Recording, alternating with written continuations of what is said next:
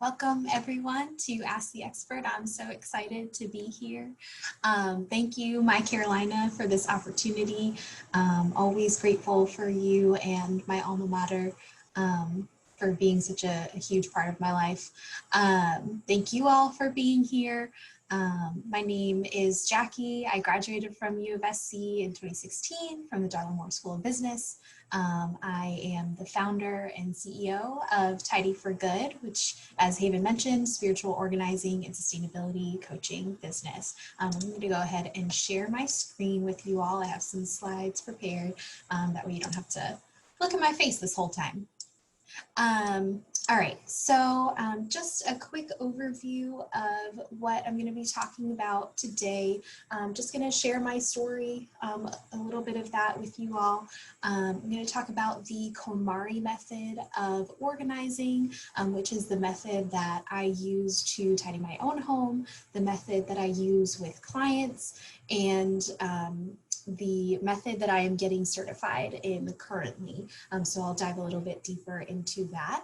I will share some tips on working from home with you all, as many of us have transitioned away from our normal routines of going into the office, and how to make that a little bit more of an effective practice and experience for you all, and tips that you can transition when you go back to your office when things return to the new normal.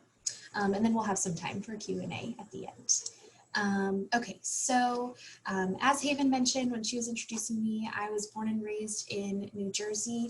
My parents immigrated from Cuba when they were young, and that definitely played a huge role in our family life and our culture and my upbringing. And I shared a room with my sister and my aunt actually for most of my life. And we were, mostly me, I was constantly organizing, you know, all the stuff in our room, from clothes to makeup to hair products.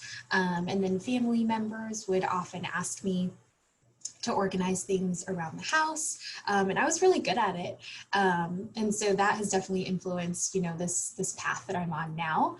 And I also recently kind of had this epiphany that entrepreneurship literally runs in my DNA. My grandma started her own childcare business. My grandpa and my uncle owned their own accounting businesses. And my dad as well started a home improvement business when he lost his job in the Great Recession around 2007, 2008. And so, you know, through my upbringing and going to college and grad school, I really, you know, did everything right in the traditional sense of how we think of the right way to do things. I went to college, I went to grad school, I had all the experiences, did the internships, I got the job. And that job was in student affairs, which is what I went to grad school for and got my master's degree in.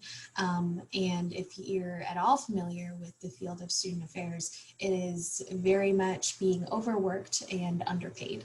And I'm sure if I could see you all right now, I'd see some heads nodding and, you know, people affirming that statement. And so really, I've had enough of that and not having, you know, autonomy over what I get paid and my own schedule and really all of those different pieces. But kind of backtracking a little bit, in January of last year, I tidied my home with the KonMari method, as I mentioned, and I'll dive deeper into what that actually entails in a little bit. And it really is a life-changing process. I started playing around with the idea shortly after that of starting a business around organizing and tidying. And I knew that I eventually wanted to become a certified KonMari consultant. But it wasn't until September of last year that I really took those first steps to starting my business. I invested in a group coaching program for other entrepreneurs. And through that process and program, I really got clear on what I wanted my business to be. And so that was one of those first breakthrough moments. And I'm still, constantly evolving. As I grow and change, my business grows and change. So it's a constantly evolving process of what my business is. And then shortly after that, as I was finishing up the group coaching program, I invested in a coach who was the one running the program, the group program, for her to be my one-on-one business coach. And that has been a wonderful investment and has really opened my eyes to the fact that entrepreneurship is really, it can be a vehicle for healing ourselves, from our insecurities to trauma, which you would never, think about playing a role in your business, but all of these things come up and, these limiting beliefs that we have as we're starting to, start a business. Entrepreneurship can really be a vehicle for healing, and it really is amazing. I officially launched Tidy for Good on January 31st of this year. And over the past few months, I've just been growing my business, increasing my visibility, and signing clients. And I actually just finished the KonMari Consultant Certification Seminar. They, for the first time, offered it online in a virtual space. And I did that Monday through Wednesday of this week. And there were people from over 30 different countries involved in that. And it's just amazing to now be part of that community. And so I'm officially a consultant in training with the Kumari Method, which I'm really excited about. And as of right now, I'm just continuing to grow my business in all the different ways that shows up in my life. Planning to leave my 9-to-5 in the near future, kind of hoping and waiting for some other things to fall into place in other aspects of my life for that to become a reality and eventually go full time in my business. And I really could do a whole other session on starting a business and talk more about entrepreneurship and what all that entails, but we are here to talk about tidying, so I will get to that. So the way that I tidy with, the way that I did it with myself and how I tidy with my clients is through the KonMari Method. And so if you're not familiar with the KonMari Method, it was started by Marie Kondo, who is a Japanese and now internationally recognized tidying expert. If you've heard the phrase spark joy, she coined that. That is her phrase. And so I highly recommend, if you are interested in learning more, to read The Life-Changing Magic of Tidying Up.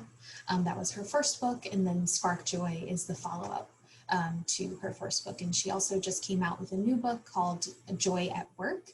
So if you wanted to dive deeper into bringing those tenets to your workspace, whether it's at home or in an office, then that's another great read as well. And then if you're not so much of a reader, she also has a show on Netflix, which is actually how I got into this entire wild world of tidying and Marie Kondo and all of that. And it's wonderful. It's called Tidying Up with Marie Kondo. So I definitely recommend you watching that show if you haven't already. And then really with the KonMari Method, there are kind of 6 rules that guide you through the entire process. And that is to commit yourself to tidying up.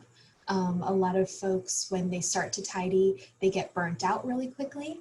And so the KonMari Method allows you to kind of take that moment and really commit yourself to it, whether it takes you 3 days, 3 weeks, or 3 months. You just gotta keep going until you finish.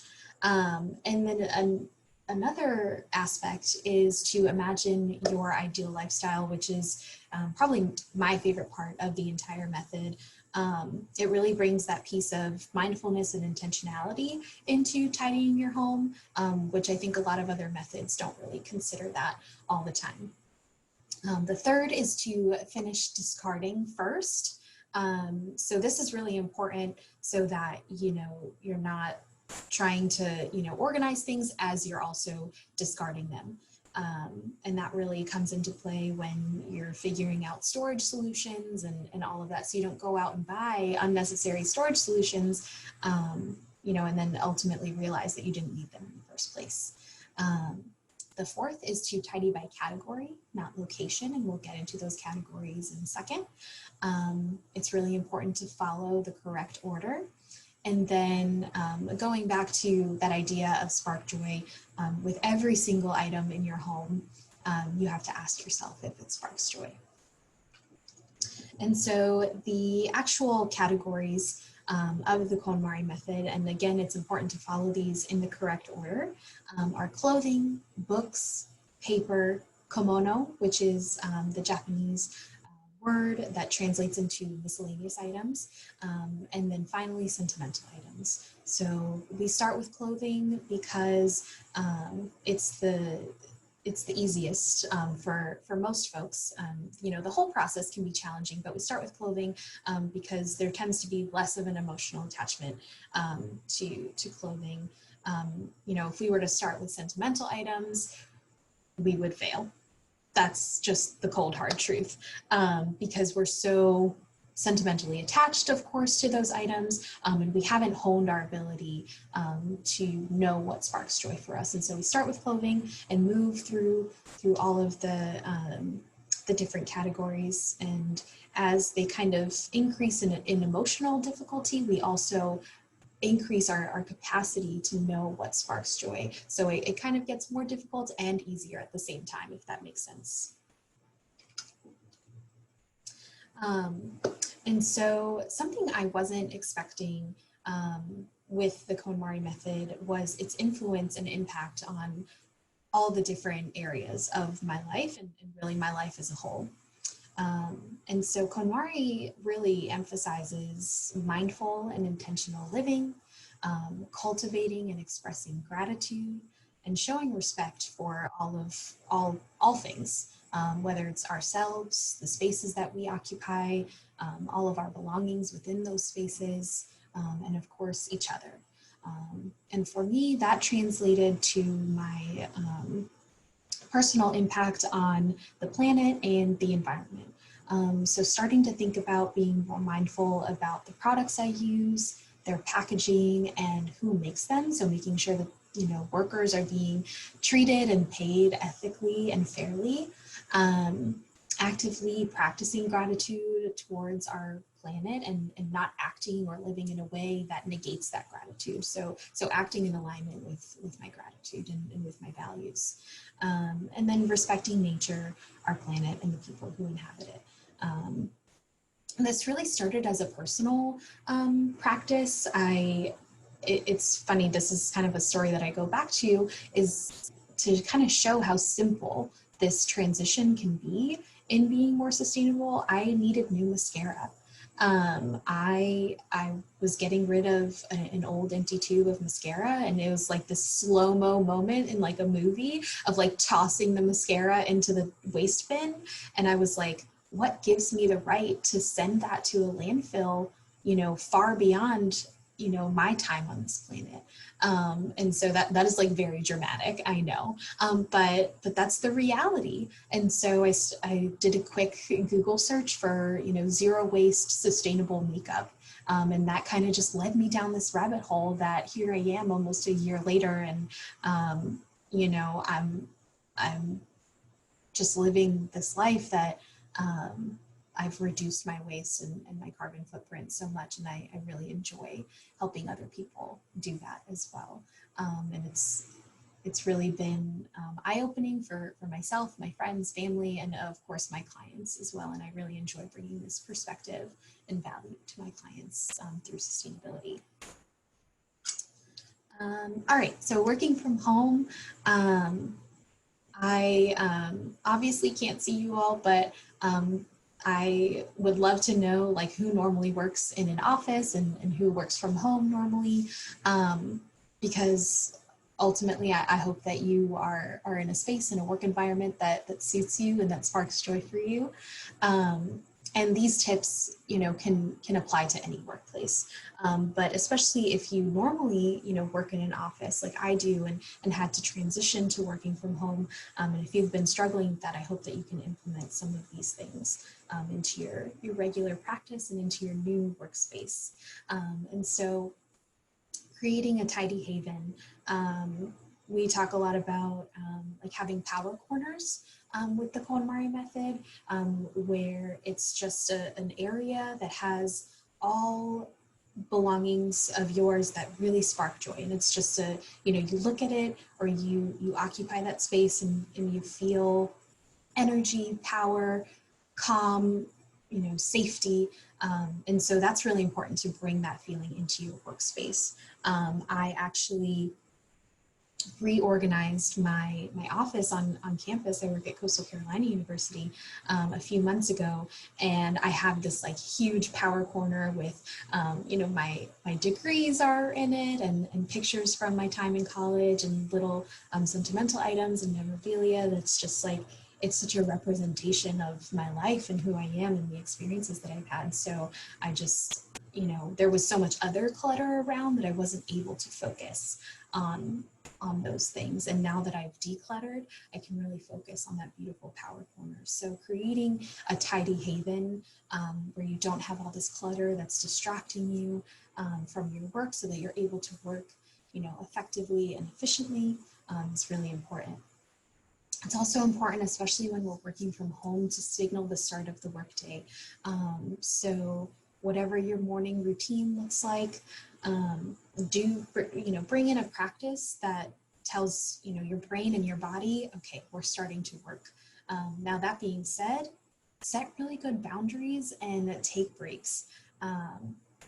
It can be really draining when you start that transition to working from home, especially if you live with roommates or family members, partners, kids, pets. The amount of times that I've been on a conference call and my dog barges into the room, and it's just like, you got to set that boundary of whoever else is in your workspace, but you also have to set that boundary with your colleagues as well, and say, hey, this is an unprecedented situation. I'm going to need a little grace, a little leeway. If my kid comes into the room, I just hope that you're understanding of that. And in my experience, most people are, that, like I said, this is unprecedented times. So, we can't expect that everything's gonna be all butterflies and rainbows when we transition to working from home during a global pandemic and all of that. So I hope that you all are experiencing the same grace and flexibility from your colleagues and superiors and all of that. And then finally, channel gratitude. And this is just an important thing to bring into your life and your everyday practice. Even if it's one small thing that you can think about, that brings you joy and that you can express gratitude towards. My family, when I was a kid, it was really important for us to have dinner together every night. I had 2 siblings, so there were 3 of us, all playing sports and doing theater and all the involvement things. Both my parents worked full time. My grandma lived with us, my aunt lived with us. And so there were 7 of us in a household. And so coming together every single night, as much as we could, was really important. And so we would all sit around the dinner table and telling each other the highlight of our day was really important. And so looking back on that gratitude and seeing the positive, in a healthy way. We're not talking about toxic positivity here. We gotta grapple with the bad stuff too. Has been instilled in me throughout my life. And so I think that's why the Kumari method really resonated with me and just, hit something inside of me, and why I love it so much. So yeah, channel gratitude. If it's not something that you do regularly, I would highly recommend, bringing it into the fold of your everyday practice. All right, so I feel like I talked really fast, but also it's already 12:20, so we're just right on schedule. I do want to leave you all with this quote. It's kind of a mashup of things that I've picked up through, learning more about tidying and KonMari from being in the KonMari certification seminar these past few days. And when we take care of, you know, our belongings and the things outside of us, we start to gain an appreciation for our inner selves and take better care of ourselves as well. And I think the opposite is true too. When we take care of ourselves, we start to appreciate the value of every single thing in person. So we take better care of all the things outside of us and each other as well. Also wanted to let you know that I would love to connect with you all. This slide is not coming. Oh, there we go. You can find me on Instagram at tfg.jackie. So the TFG stands for Tidy for Good. You can like our Facebook page, really simple, straightforward. You can head to our website, tidyforgood.co, where you can subscribe to our newsletter, catch up on our blog. I have a program open right now and you can hop on that wait list, book a consultation and just see what all we offer. And then if you'd like to reach out directly, you know, outside of social media, you can send us an email at tidyforgood@gmail.com. And feel free to, you know, send us a Facebook message or DM us on Instagram as well. And that is it for my presentation. So I'm gonna stop sharing. Let's see. There's some Q&A things potentially in chat.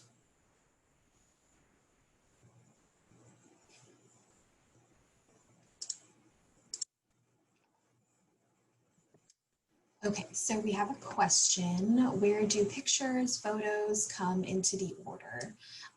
That is in sentimental items.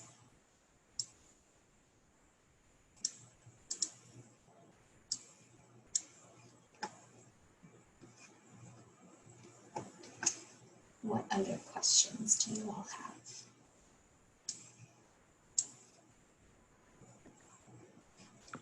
Can you take us through like each step? So the first step being clothing, like how would you do that? Where would you start if you're feeling overwhelmed? Yeah, that's a great question. So the recommended way to go through clothing is to get all of your clothing in one area and gather it all in one place. And yes, that can absolutely be overwhelming. But the reason that we do that is to create kind of that shock value of like, holy crap, I have so much stuff. And this is typically what happens. And, you know, things can hide very well in our closets and in our dressers. And so creating that like reality check is really important.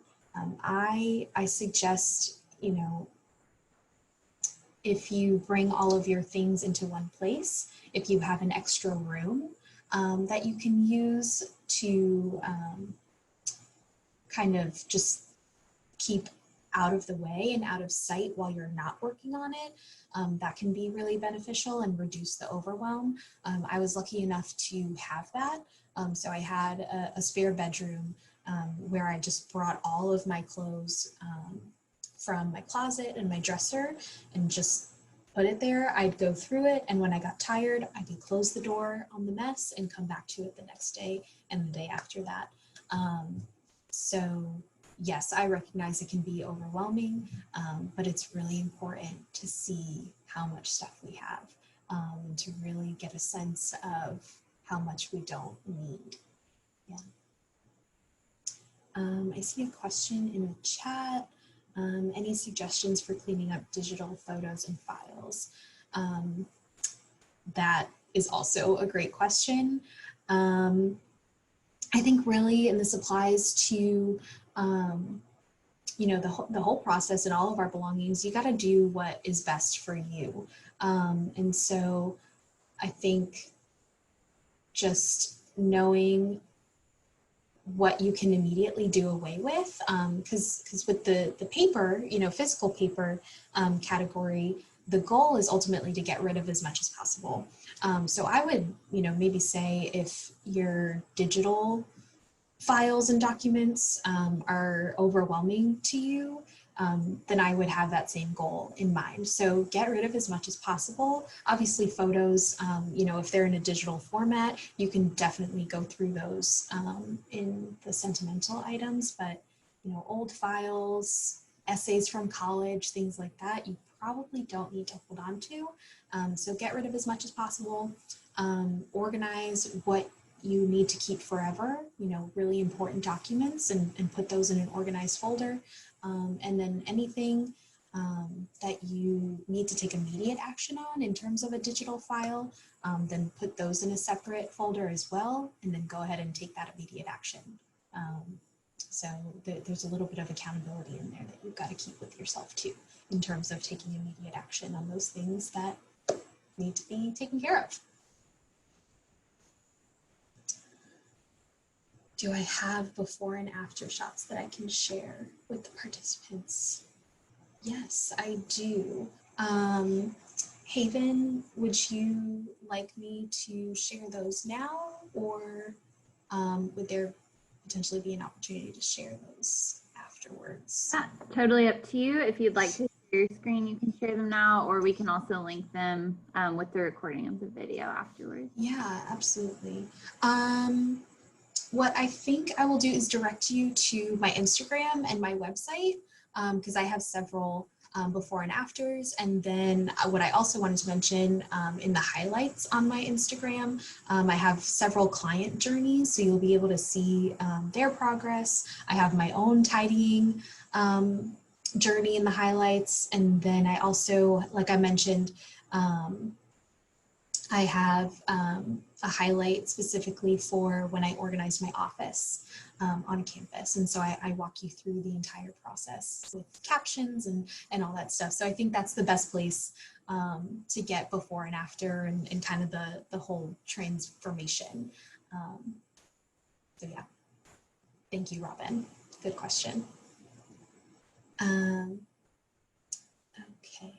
digital photos, answered that. If you had any clients with kids and how to get them organized.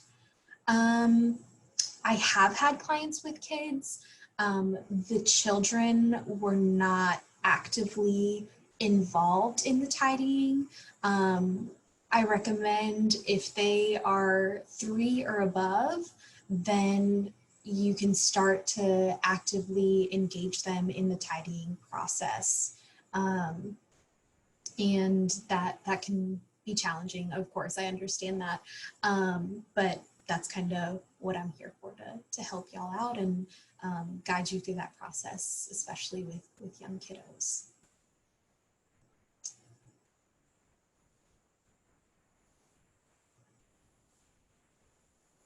Ooh, I love organizing kitchens. That is my favorite part. So just as with clothing, I will say first, I just did the Kumari consultant certification. And I learned a lot of great things, obviously. And so with the miscellaneous category, kitchen should be the very last thing that you do in that category because it is so much. We have subcategories. So the kitchen is a subcategory, and then there's subcategories within that too, because we have things that we cook with, things that we eat with, and the things that we eat. So those can be subdivided as well. But I love organizing my kitchen. It's where I spend a lot of time. I love cooking. Like I talked about with my family dinners growing up, it's where our families gather and nourish ourselves. So it is one of my favorite places in the house. So I think, Selena, to answer your question, breaking up into those subcategories, things that we cook with, like pots, pans, all of that, things that we eat with, plates, cutlery, silverware, and then the things that we do eat, so all of our food products. And you just want to take everything out. And again, I understand that can be overwhelming. and go through each thing individually, throw out expired food, you know, get rid of anything that doesn't spark joy. Within your kitchen, it's good to actually clean your kitchen. There, I like to make the distinction between cleaning and tidying. I apologize, your refrigerator. It's good to clean the inside of your refrigerator. And I also don't like a cluttered fridge on the outside. So the front of my fridge is completely blank, and then the side panel of it is where we have all of our magnets and a few photos. So I like to have that clean look on the front and then have some of those sentimental items on the side. And then all of my kitchen countertops are pretty clear as well of appliances and decor and things of that nature. So I have a lot of room to cook and prepare food. I don't have to shuffle things around when I need to use the kitchen, and it's really easy to clean up afterwards too. Let me know if that answers your question. I hope that was helpful. All right, Anonymous, I get very sentimental about everything. I'm great at helping others organize, but I struggle with my own stuff. How do I keep moving when I get paralyzed by decision making? Oh, that is a great question. Not to toot my own horn or have a shameless plug, but I think hiring a personal organizer to hold that space for you and really coach you through those difficult decisions is a great place to start. And, you know, you can, I would suggest, you know, having some restrictions around it, but you can always have a maybe pile too. You know, with clothes, if there's something that very clearly sparks joy or very clearly does not spark joy, then obviously you know what to do with those things. But then there's sometimes those things in the middle that, you know, you can't really come to a clear decision about. So it's good to kind of just, you know, sit on it, sleep on it, and then see if, you know, you feel a different way about it in the morning. I was going to say something else. There are some things that people get caught up on. I like to use my vacuum cleaner as an example. You know, who in their right mind like finds joy in a vacuum cleaner? Like, it's just a glorified dust collector, right? But sometimes it's important to find joy in the purpose of the item. So the purpose and the result of using my vacuum cleaner is a clean home, is, you know, fresher carpets, and you know, all, you know, having a home that's presentable to guests and all of that. And so the thing itself doesn't need to spark joy, but the result of using the thing can spark joy as well. But yeah, I think finding a way to separate some of the emotion from our items, and leaving sentimental items as the last step is really important.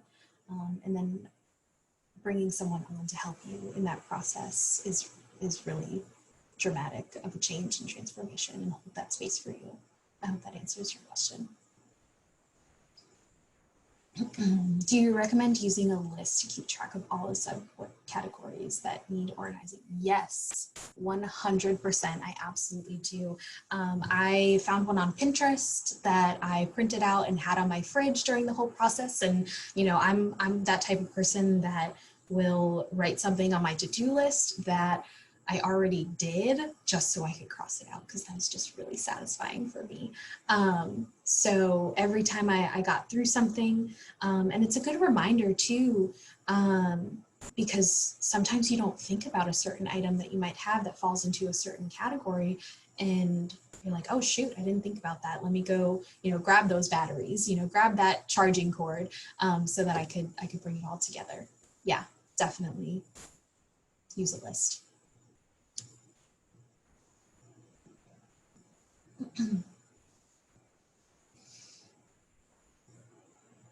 Do you recommend trying to tackle organizing in one day or weekend, or spreading it out? If you, so the process of the KonMari method, we like to call it a tidying festival. If you want to do the entire tidying festival, I would absolutely not recommend trying to do it in one day or even a weekend. It took me about 3 weeks to a month to do the entire tidying festival. You know, we have other obligations, and, you know, working full time, raising a puppy, visiting my boyfriend on the weekends, you know, and all the other things that life entails. So if that's what you want to do, go for it. I think you can burn out really fast that way and get really overwhelmed. So I recommend spreading it out a little bit more. Some people take a year to do their tidying festival, and that's okay too.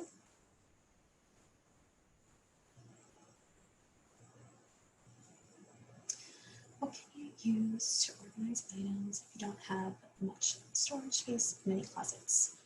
That is another great question.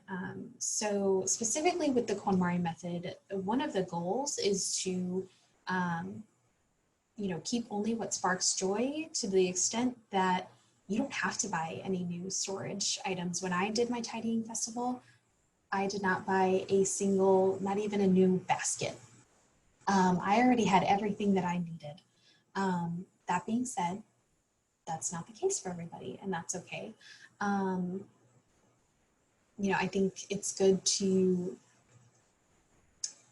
think about what you might need. I wouldn't invest in storage equipment or systems until you're done. You're all the way through your tidying festival, because then you'll have a really good sense of what else you actually need.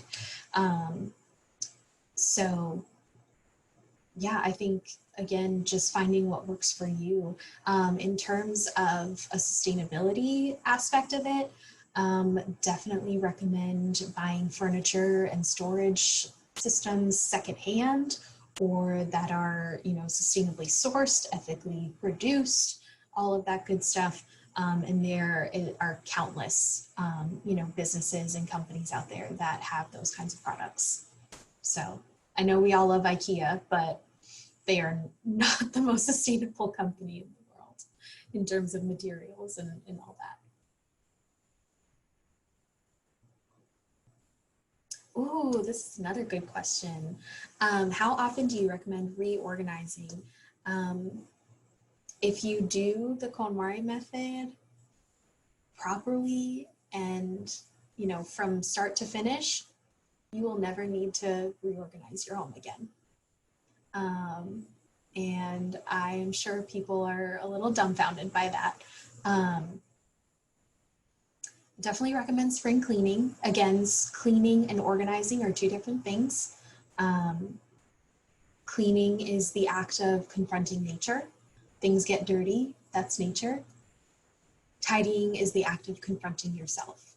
And so, like I said, if you do the KonMari method start to finish correctly, you won't have to confront yourself again. But I will say, so I did the tidying festival, the KonMari method, in my apartment last year, and then I moved. So I lived near Greenville, South Carolina, and now I live in Myrtle Beach. And I moved in with a partner, and he is not tidy. And so there kind of has to be some reimagining, some re-navigating, some compromises when that happens. And so, yeah, there are things here and there, but it's never, again, like a complete overhaul. So that's kind of my answer to that question. I'm going to go to the Q&A. What if an item sparks joy in one person in the household, but not in another? How do we negotiate our stuff? That is a great question, Alice. When doing the tidying festival, of course, you can do it as a family, but you have to only consider your own belongings. And I know that can be difficult. I think there are definitely shared items, shared spaces in homes, and that should be the last thing that you tackle. Because like I just said, you know, tidying is the act of confronting yourself. You can't force anyone else to tidy. You can't tidy someone else's space for them, that is not effective or sustainable in terms of like longevity, not in like eco-friendly sustainable. And so, yeah, I think when you are getting to those maybe shared items, shared spaces, an item that sparks joy for someone but not someone else, then yes, there can absolutely be a conversation. But I think being open to compromise and not forcing someone to change is a really good, you know, thing to keep in mind. I'll give you an example. If there's any Marvel fans out there, my partner has a giant cutout of Groot, like full-size adult Groot. And somebody left it in his apartment that he moved into in grad school, and he just claimed it. And so it's been in his grad school apartment. It's been in his first apartment out of grad school, and it is now in our apartment. And it used to be in his living room. And I said, honey, that's not happening. I'm sorry. And so I said, we can keep him. I know you love him, but can we put him in our guest room / office? So I see Groot all the dang time because I am always in our office. But he's not in a place, he's in a place that sparks joy for both of us. So I think, yes, as long as I think you need to approach those conversations with kindness, with compassion, not trying to force anything, and being open-minded. So yes, that is definitely a real problem, Alice. I hope that answers your question. All right, from Robin. I had Home Depot to come over about a year ago and redo my closet. It cost $6,500. I ended up buying some cost-efficient baskets from Home Depot to reorganize small purses in summer house. Are there stores that you would recommend for tidying? Container Store, Michael's, Staples. I did not use them and I saved my $65. Good, I'm glad. I do not recommend anyone go out and purchase these expensive custom closet solutions. That, you know, if you want to do it, more power to you. I will never recommend, you know, that a client goes out and spends thousands more dollars after working with me. So I'm glad that you found that it wasn't, you know, a good use of your money or a good investment, and you found some, you know, alternatives, Robin, that worked for you. Yeah, I personally love, again, trying to find things secondhand, trying to find things that are sustainably and ethically made, and that can be found on a quick Google search. I try to support small businesses with my purchases, especially those owned by Black women and women of color. So I try to do, you know, it takes a little research and legwork to find these things. But for me, it's worth it. I really love when I'm in a pinch, you know, Marshall's, TJ Maxx, Home Goods, because so much of their stuff comes unpackaged, which I really love. It's not, you know, creating more waste than is necessary. So yeah, that's always, and it's really affordable too. So yeah, I think those would be my first recommendations. Home Goods is one of my favorites. Do I have a favorite sustainable brand that I use for organization? I wouldn't say in terms of organization with sustainable brands, just because, you know, I don't buy a lot of storage things new, but I do have brands that I really love in terms of sustainability. Some of the makeup I'm wearing right now is from a brand called Elate Cosmetics. They're a Canadian company, and they have wonderful products. This is from Plato's Closet, so it's secondhand. My shoes are Rothy's, which is a sustainable shoe company. They have women and children's shoes. They also just came out with a line of purses, and they use ocean-bound plastic to create their products, which I really love. And they're super cute and comfortable. But yeah, I think in terms of organization and sustainability, just using what you have, and then if you don't have something that you need, try and find it secondhand. And if you can't, try and find a sustainable, ethical product that you can use. Oh, another anonymous question. Okay, when it comes to hosting overnight guests, items like extra pillows, bedding towels are taking up too much space, but I want guests to be comfortable and I don't know how to reduce them. How do other people manage these items in their homes? Yeah, I like to have overnight guests. You know, moving to the South, it's like hospitality is thrust upon us. And so I like always having, you know, extra things available. If they're taking up too much space and you don't want to get rid of them, that's perfectly understandable. You could, I've used those like vacuum bags in the past, and those save a lot of space. So if you wanted to get some of those would be really helpful. Yeah, and I think also just thinking about how often you actually host overnight guests.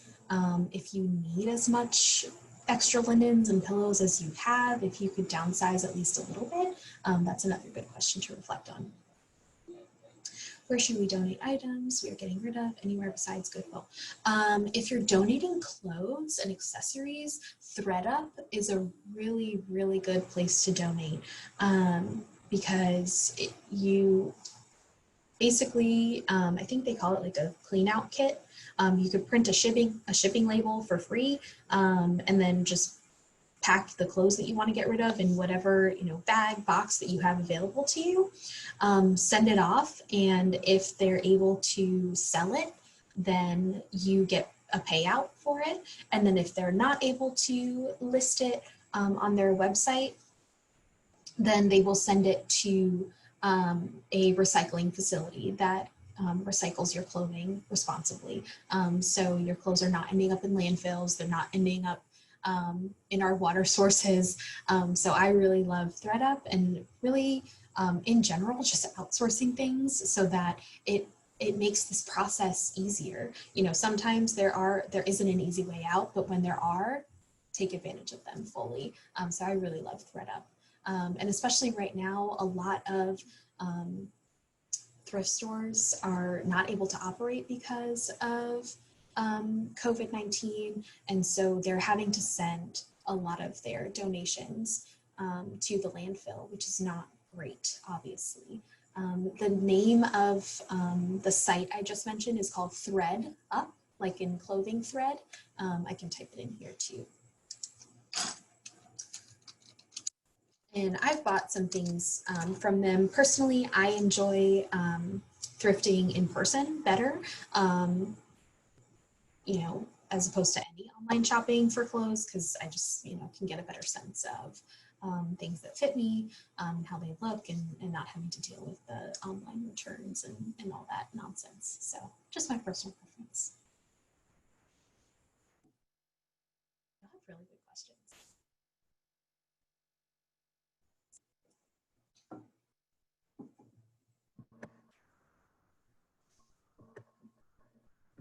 All right, well, if anyone has any questions, please let us know. Jackie, if you want to put your contact information one more time. Yeah, absolutely. Chat, so if people have follow-up questions, they can reach out to you. Thank you again so much for hosting today. I know I definitely learned a lot about organization that I want to just go implement right now. I'm sure the same way. So I definitely appreciate your time. And for all of those of you joining us, thank you so much for joining. We have several more online events coming up. One next Thursday with a local brewery if you're interested in learning about their beer brewing process and more. So thank you again, Jackie. It was such a pleasure to have you. Thank you. Pleasure to be here. I really, really appreciate you all.